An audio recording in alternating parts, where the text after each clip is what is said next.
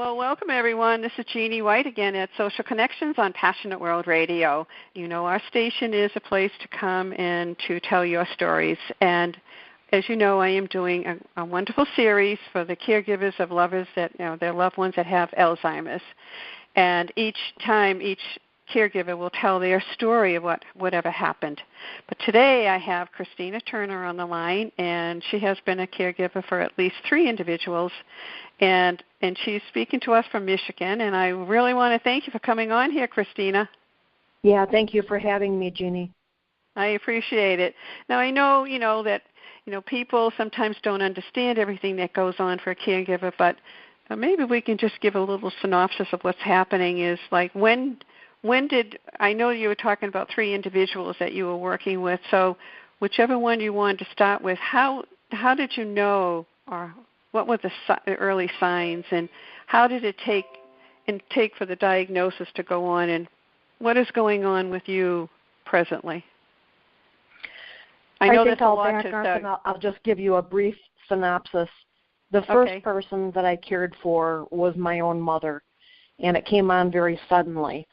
She had shingles, and it caused encephalitis, which is kind of an unusual set of circumstances to be talking about any kind of type of dementia. However, in her case, she became very ill with a fever, and several days later, she really didn't have the same brain that she did prior to the infection, and she never really recovered. She was able to physically walk, but mentally she had many challenges, and she continued to decline thereafter. Her diagnosis was much different than a person that just goes through Alzheimer's or a dementia. The second person was my brother-in-law, who was actually 28 years my senior.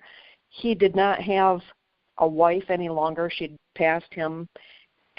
He did not have any children, and I was like his child, so it was normal for me to assume the role of his caregiver.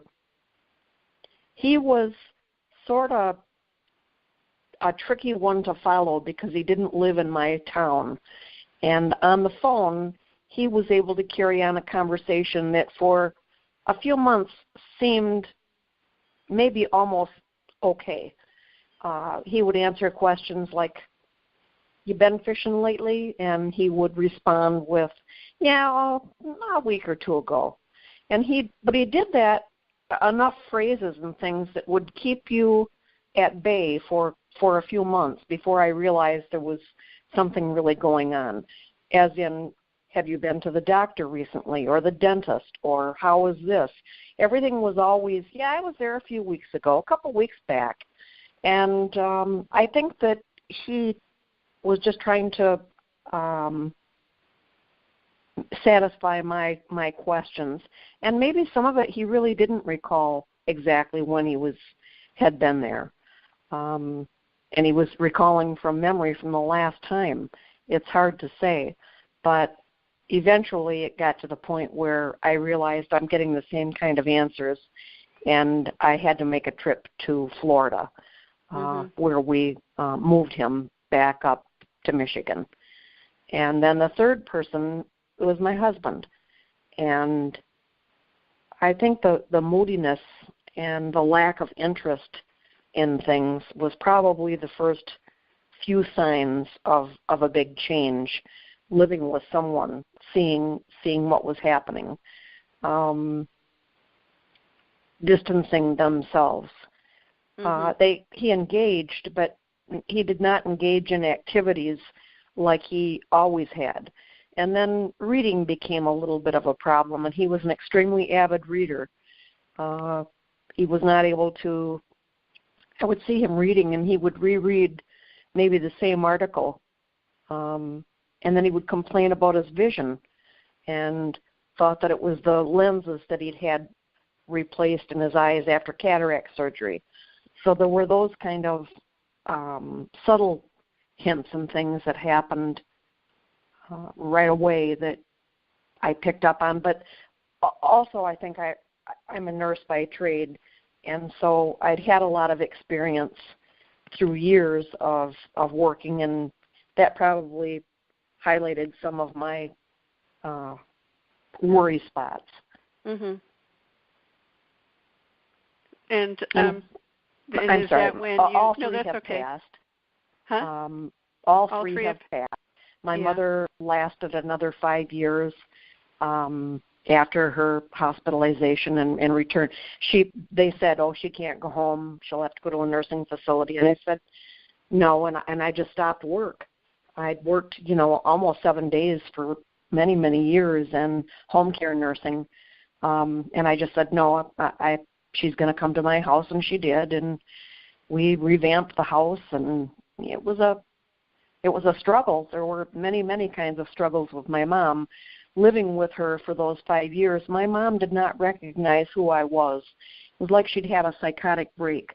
She felt that her daughter had run away and lived in a different city, and that I happened to be a very pleasant, kind, warm person that just came in and took over and made meals and helped out her husband. Yes. and provided for the family as needed, but she never accepted the fact that I was her real daughter. No, it was a very difficult challenge to live that way when she knew everyone else in the family for a long, long time.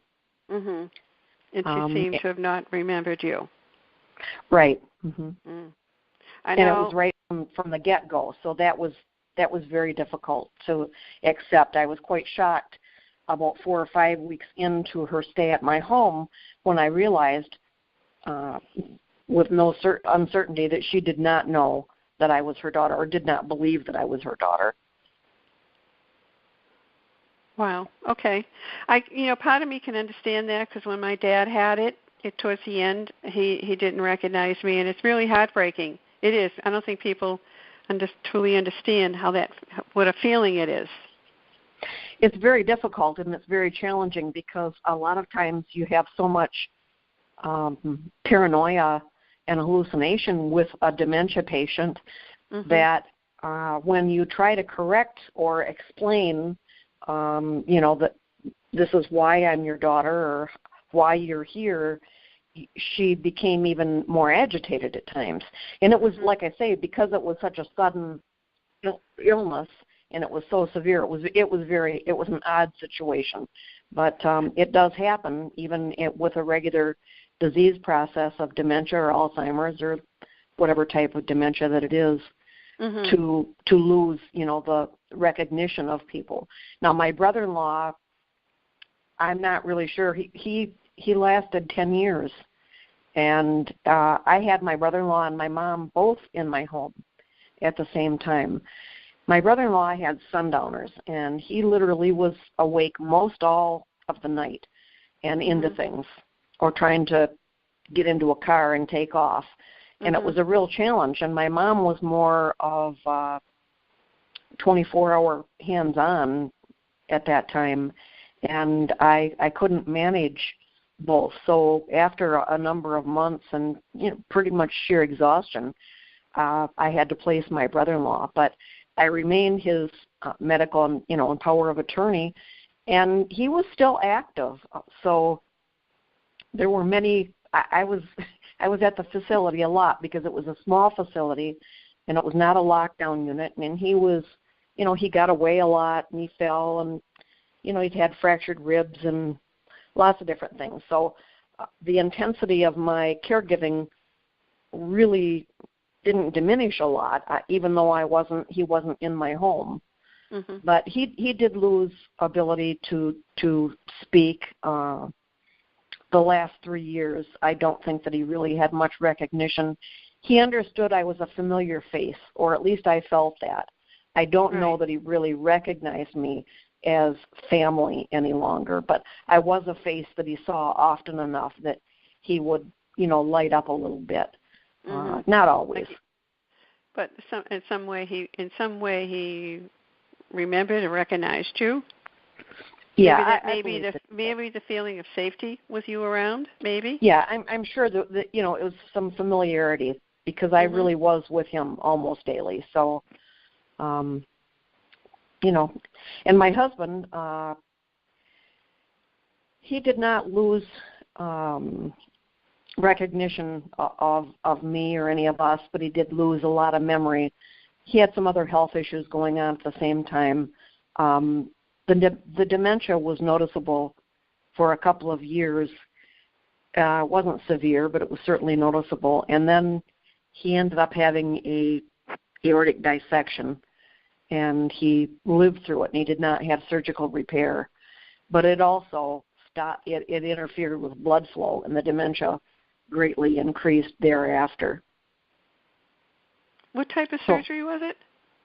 He had an aortic dissection, the whole entire aorta from the root of the heart. Yes.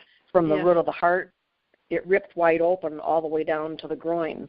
Yeah. And he should not have survived at all, let alone the fact that he didn't have surgery to repair. And he survived another 3 years. But the dementia certainly did so it must much have worse. Accelerated? Oh, yes. Uh-huh. Yeah. And through all this, I just need to ask you, how did you keep yourself? How did you take care of yourself through these 3 different individuals? How did you manage? To be truthful, I don't think that I really did do a very good job of caring for myself. While my mom was there, and even with my brother-in-law, of course, that was 13 years ago. I was younger. I started when I was 50. I stopped work. I still had the support of my husband for the first few years because he hadn't succumbed to the dementia yet, and I was active. I was active in the garden, and being a caregiver, being a nurse all my life, I relished in being a caregiver and providing what I could to make someone's life better.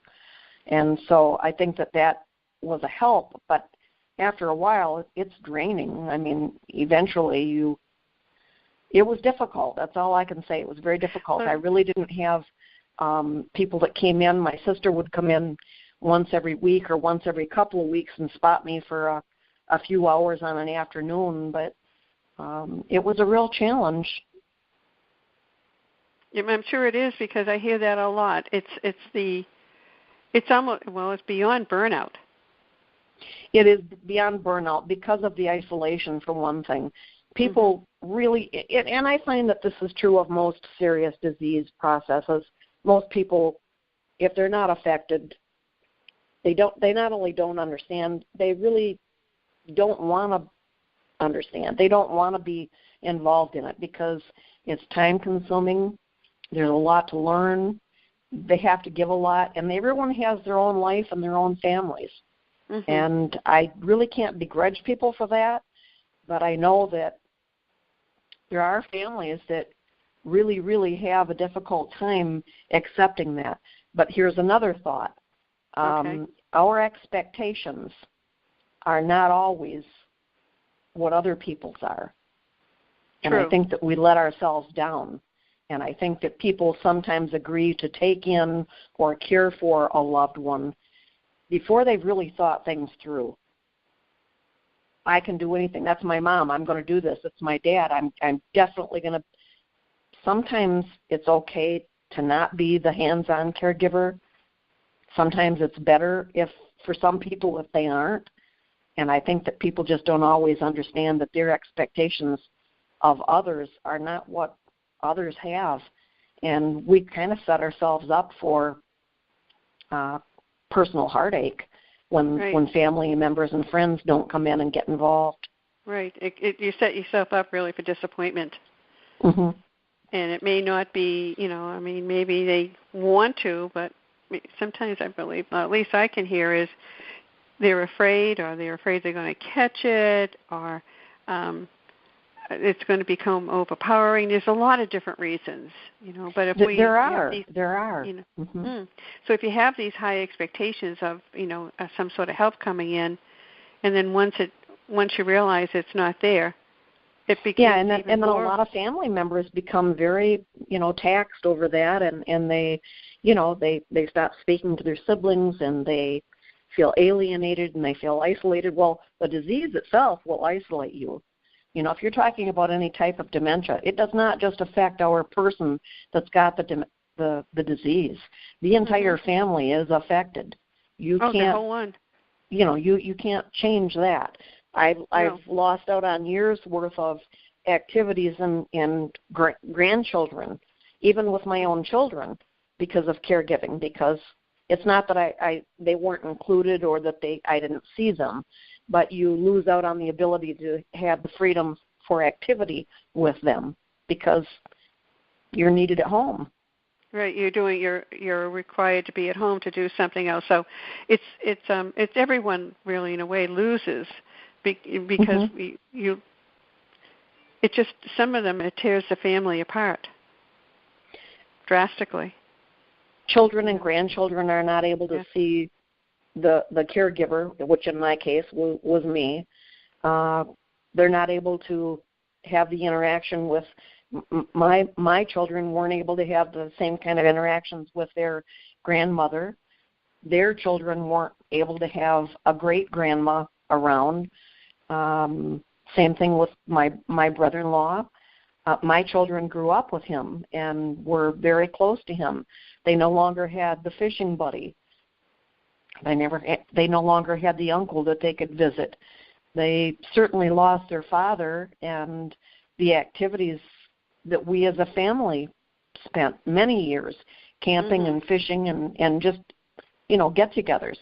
Things were, they're never the same again. So you can't necessarily always take your person to someone's baseball game. Sometimes that's just not possible. And depending on the severity of, or, what stage you're in, you can't always put them in a position where, because you want to go see something, that it's okay for them. They can't always go out in public.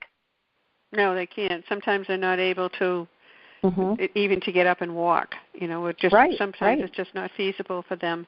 I just wish there was some way that you could interact with the individual, but if the person's not able to interact, like a couple of my friends that had it, it's really very difficult because you're absolutely, when you come there, you just feel helpless. And I think that's another thing that families that stray away is they're helpless. They don't know what to do, how to do it. I think that's probably one of the things that I have seen the most, and that people don't recognize what's happening. Yeah, they see like the same face, familiar face, that has been their mother all these years, and she can still carry on a conversation, and yet she's argumentative, and so they think she's just being the matriarch of the family and that you're never going to get anywhere with her, and she's never going to listen to reason about why she shouldn't drive or why she might need to consider going into a facility at some point. Well, sometimes you can let those things go until they're so exaggerated that person is really in serious trouble. And it's just for lack of knowledge. Many people think that if you have dementias, that, they forget. Well, there are about 90 things more to it than that. And, people don't understand or have the information about the other things that can happen. The vision problems, difficulty swallowing, things that can happen early on. Doesn't have to be late in stages. Right, and plus, the society has it, well, from what I gather, this is an old age situation. As you grow older, this is going to happen. Have you heard that terminology? It's old age? Yeah, too many times. And it's not true. I don't think not it at is, all. but I'm not a physician or a nurse, so I'm talking as a layperson. These things, these individuals can have these situations when they're 45, 50, or even earlier. That's right, even younger, yes. Yeah, so I think it's a misconception. So it's somehow, how do you educate people on this? I'm not sure that's a fair question to ask you. I'm not sure how either, and I'll give you my reasons why. People, and I have a family member right now that has had dementia for a number of years, and the family refuses to be educated. They do not accept what they see. They're still in some sort of denial, and sometimes, it can go really bad. I mean, it can get to the point where other agencies have to become involved. Right. I think, can I just interrupt for a minute? Yes. I think this woman, she's been has a phenomenal site that she has. TP Snow, is it? Or am I pronouncing it right? I'm sorry, what was that? She has what? TP Snow, is it? Yes. Yes. Why don't you grab some water? I'm sorry. No, go ahead. Take a second and drink some water. Because sometimes when you're talking a lot, your throat gets tight and dry. Right. Maybe I should do a little more talking for you. Okay. Okay. But I think something like that going on the Internet, and she has a wealth of information, just like what you were talking about, what happens with the eyes. There's videos on what happens on why, swallowing and stuff like that. I think maybe that's the way, is that you have to have the family really educate themselves a little bit to understand. And I think some of the families believe it's like taking an aspirin, it'll go away. Mm-hmm. I've heard that. I think that some families really don't want to have to be burdened with it, and they try to live in denial for as long as they're able. Yeah. You can present lots of information and you can offer it, but it does not mean that they are willing to accept it or that they'll follow suggested. Correct. Right. I mean, I have someone in mind in the very beginning when they were diagnosed and everything. I said, why don't you just start up some things? And we have a place called HESCO. It's an umbrella area where it's a nonprofit, and they provide tons of different types of information and places to go, things to read. You can go in and, maybe there's a webinar. And I said, this is not going to go away. You're going to need to know more about this. But somehow they forgot. They just didn't want to, period. Like it was going to go away. Right. And it wasn't going to go away, No, it doesn't. And it's an unfortunate thing. It's like they put blinders on, and maybe they lose a lot. They lose a lot because the disease continues to progress. Yeah. The sooner that you can become more educated, and whether you have to distance yourself from that particular person because it's your mom or whatever the relationship is, you sort of have to step away from the relationship and your role. If you're a caregiver to a parent, sometimes you have to not be the child anymore. You have to just learn about this as if it were someone that you didn't know, so that you can act appropriately with, because I find that people fall back into their role so much, they get frustrated, I guess with themselves as well. They're used to being the daughter, and they really don't understand that they can't be functioning as a daughter anymore. Mm-hmm. And that you have to emotionally separate that. Right, and that the roles change. Right. But I think people have a hard time with the role changing because the mother and dad have been there, whatever was like scraping and putting a Band-Aid on your knee and just different things that your parents do for you. Right, and the sooner that you're able to understand that your role my role as a wife certainly was a juggling act because of the dementia. But if the longer that you put off learning about what the disease is and what can be done and what can't and what you're seeing and what they're experiencing, the more that valuable time you have with them. That's right. If you hold off, you're losing it. You can't go back 6 months and recover whatever time you had. And people will live with regret. I don't care how good you are. I don't care how much you've done. Everybody says, I've done everything that I could. Well, to be truthful, there's always something more we can do. And I think the biggest thing is education. Education. I firmly I believe that also. It's the education part of it, But I also think, and I'm not downing the medical community, but I think in some parts they've let down because they not always guiding these individuals. I think that a lot of times, I agree with you, Jean. I think that a lot of times doctors really were not all that well versed in it. Mm-hmm. We're seeing huge numbers, huge populations, and many different types of dementia. Right. 15 years ago, we weren't really all that educated on the different types. And even some of your regular MDs in some communities, if they don't have the exposure, it's not really their fault either. No, it's the education out of Mm-hmm. it. I know, and I should be a little more versed on this, but I realize in the state of Massachusetts we are. There is a bill that just been, I think it's about 2 months ago, a bill to require doctors, nurses, physicians' assistants, and nurses to be trained on the early diagnosis and perhaps some solutions. It's just a start. It's not a cure-all, but at least there's a state that's saying, no, we've got to do something about this now. I think that's wonderful, and I'm sure it will continue to be adopted, but it is a matter of time. It's not going to help a lot of us. Yeah. I mean, now the Pandora's box is open. It's been open for a long time now. With it's almost like sometimes the government and the medical community, they turn a blind eye, Yes. That's my interpretation, all right? But you can't turn it anymore. It's there. It's flat in your face. And even something very small can be of use to the patient and the caregiver.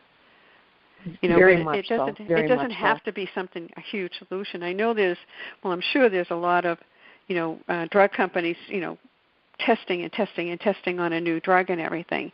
But there might be something else, something holistic can also help too. Who knows? You don't really know, I think they need the a medication, panel of people.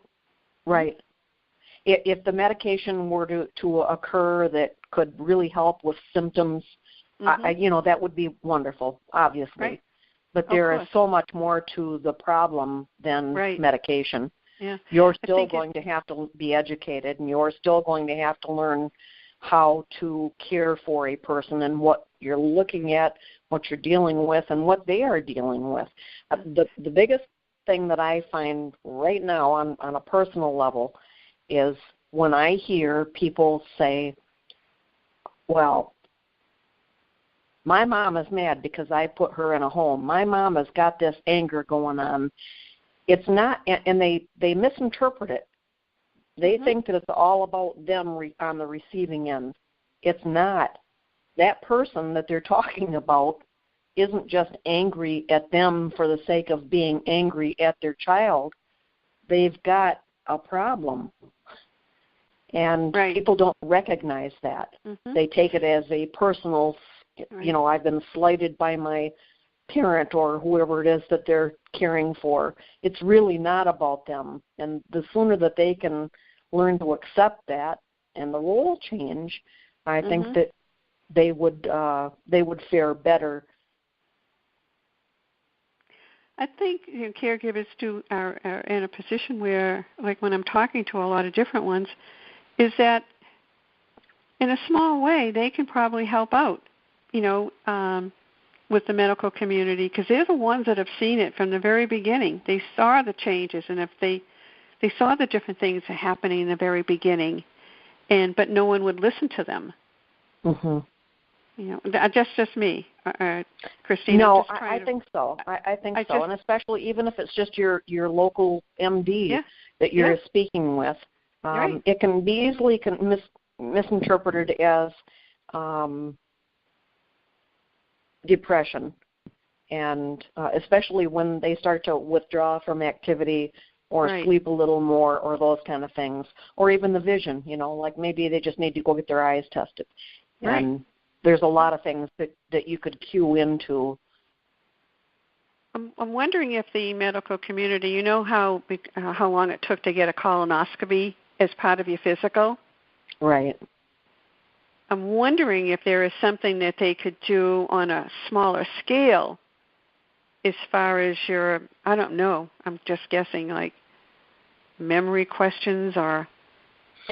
They do a little tiny, you can ask your doctor if they would do a little mini quiz in the office, but I find some of them that are being done are so simple that people could, even with a little bit that have had dementia for a couple of years, could still easily slide by on it. It doesn't really show the whole picture. If there's some kind of people that are tired are even more susceptible to exposing their self. If you see a doctor, and it's 11 a.m. and you're a lot different, you might be a lot different than you are at 3 p.m. Correct. Oh, I know that 3 o'clock note. Yeah. But I was wondering, this is just an idea. I'm just wondering if there was some caregivers that could join with a few doctors and form a group and let the doctors listen to some of the signs that these caregivers have seen, and see if they could pull it together and see if there was a way to do some sort of an exam. Am I far-reaching this? I think I am in a way, but I think only because I'm thinking of my community of medical, and that I don't know how receptive they would be to that. I just think it would be, for me personally, I just think it would be great just to be able to have a few doctors, sitting at a table with, some caregivers that have been out there talking about this and have experienced more than one individual to be a caregiver for, and just listen to what they have to say. Something could possibly come out of it. I agree with you, and I think that we should have more challenges like this, but I don't know how.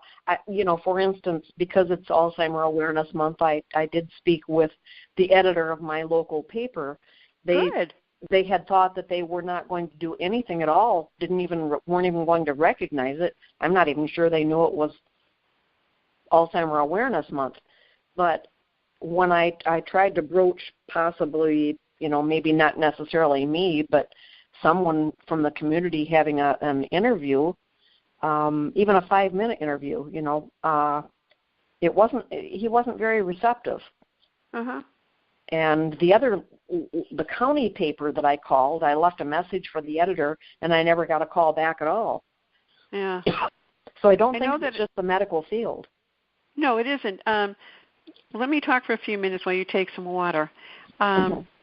Betsy Wurzel had finally got a local newspaper to do an article for her, which I thought was terrific.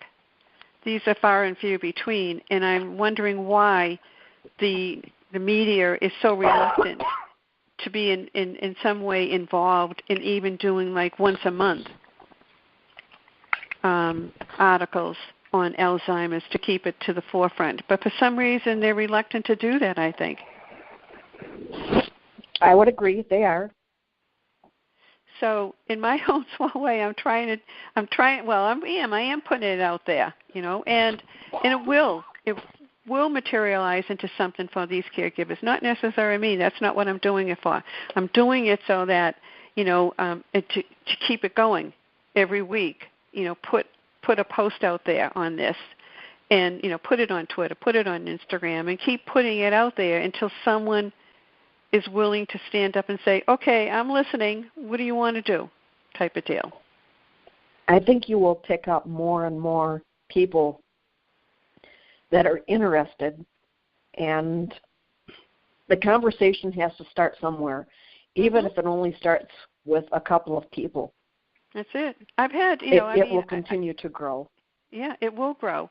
And, and I'm over here to participate in it. So if you ever have any ideas, I know once I talked to Betsy about this, I have on this here, I can open up this line and do an interview, say with you and Betsy and Cassidy and stuff, and I can open it up and we can push out this phone number where people could call in.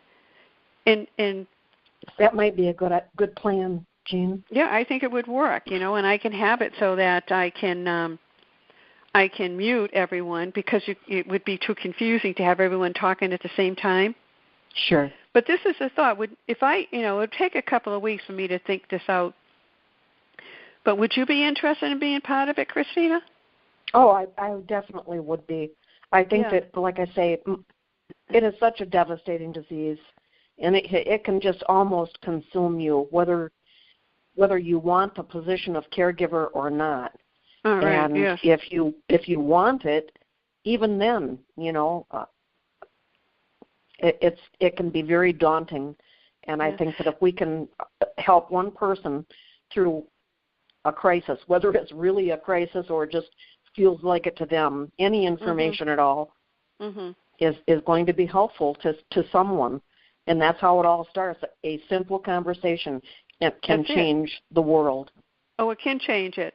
And I also feel in the beginning, I'm not an I don't know, but I'm saying I don't have Alzheimer's, all right? But I can't even put my feet in their shoes and walk in them for them to must feel what is happening inside to them. Oh, exactly. That's why I get so concerned and upset when I hear people thinking that it's directed at them, and I think you have no idea what that person with dementia is experiencing. My God, put yourself in their shoes for a few minutes. I can't even experience it to know that, like a normal thing, you get up, you put your coffee on, you get your newspaper. It's a daily thing with you, right? Yeah. And then it realize that at some point you're not capable, even though inside you this is what you want to do, you're not capable of doing that simple little ritual that you do every morning. It's very frustrating for them. I watched my husband not be able to read even a magazine and not be able to use the remote for the TV, not be able to make a phone call, not even be able to answer the phone. Right. Or say, hey, hon, let's go out for a cup of coffee. Just things that are not, it doesn't cost a lot of money. It's just those normal things you do every day that we all take for granted. We do. And they're no longer able. And I have no idea how they must feel inside. Really, it must be beyond grief for them. I'm certain of that. Yep. It's just really amazing. I don't want to hold. We've been here. I know we've gone on, and I hope I haven't interrupted too many times because I do have a tendency to do that, Christina. I apologize. Because not at all. The thought, how a thought comes into your head. I do the same. Yes. Well, we're going to be closing, so you're more than welcome to come back anytime you get an idea or something like that. But I want to keep you up to date on what we can transpire to do. Have 3 or 4, or maybe 4 people, 5 people, and then open up the lines and have them call and ask questions or give their ideas. I think that would be phenomenal. It'd probably be a little crazy, but you know what? Nothing ventured, nothing gained. Exactly. Yeah. I appreciate your position and the fact that you're giving any of us a voice. And I thank you for my loved ones. Oh, my goodness, I'm sure. Because they all, I know we talked about, I always like to do this. I hope you don't mind. I always like to know, your mom's name. I like people to say their parents' name or their husband's name or their aunts or uncles' names. I think my mother's name was Marion, and she was a lovely woman, and she worked hard all of her life. She had many struggles. My father was ill from a heart attack since I was a young child, so she carried the family. And my brother-in-law's name was Jerry, and I affectionately called him Baldy most of the last 20 years of his life. He was a dear, sweet man and had built a blueberry farm in our area. Oh, nice. And my husband's name was Merrill, and he was an avid reader and an avid fisherman, and he was a very intelligent man, and I really missed conversing with him. I'm sure, yes. These are the things, these are the memories that you've created with your mom, your uncle, and your husband. And, you know, Miriam and Merrill and Jerry, I mean, they were part of your life. And I think it's good for me to always ask a little bit about these individuals so that we can put it out there that these people were here and they were a huge contributor to your life and many other lives. And that's important.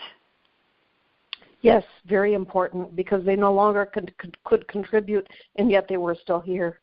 Yeah, but you see, now you're their voice. Yes. You know, and I think that voice is very important. Yeah, and I just know it's important to talk about people and what they did a little bit, just so you know that these people were here and they were part of a huge community. And we're all connected in some way or other. We are, you know. If you remove one, the community changes.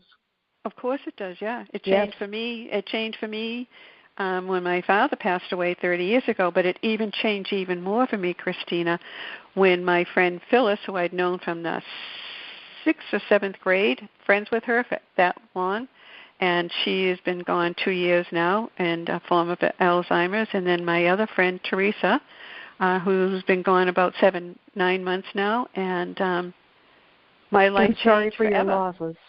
Yeah, it's sad, you know, but I'm glad they were in my life. But you know yourself, there are certain people you confide in. I'm sure you confided in your husband, you know. Mm-hmm. But there were certain things you talk to people about, only these certain people, your deepest, darkest thoughts that you trust, you know. And now I have 2 that are gone now that I could say anything and everything to them, you know, so. It's a strange journey, you know. You always think everyone's going to be here forever, but you know, unfortunately, it's not true, you know.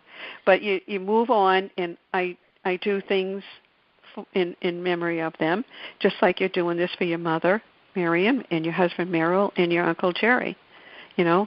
So that's what we're here for. We're here to put a name and a face to these individuals, and for us too. And for I'm sorry, I got so long-winded.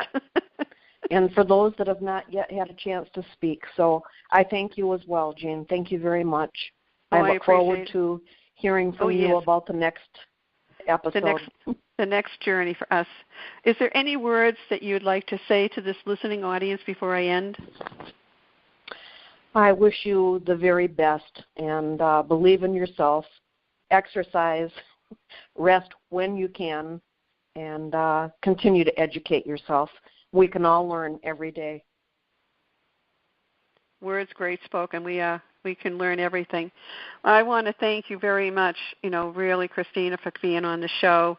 It's not an easy thing to do, to talk about a loved one or what you're feeling, but I really, truly thank you very much for partaking in this wonderful series that we're doing. And you will hear from me again. And just give me, I was telling, I think, Betsy, that it was something I wanted to do. You know, so let's see if we can get 4 or 5 people together, and maybe we can start that way, and then we'll put out that phone number for people to call in. I would be very happy to do that for you all. I would like to thank Betsy for connecting me with you, and I appreciate it. Oh, I do too. Thank you. I want to hope you have I want to take a deep breath, clear your throat a little bit, drink some water here. We were talking a lot, and I'll be talking with you again. All right, Christina? Yes. Thank you, Jean. Bye-bye. Thank you. Bye-bye. I want to thank everyone for listening to the show today. This is Jeanne-White again at Social Connections at Passionate World Radio.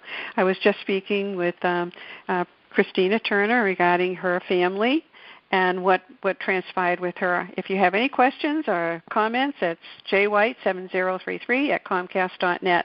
Have a wonderful day, everyone. See you on the radio. Bye now.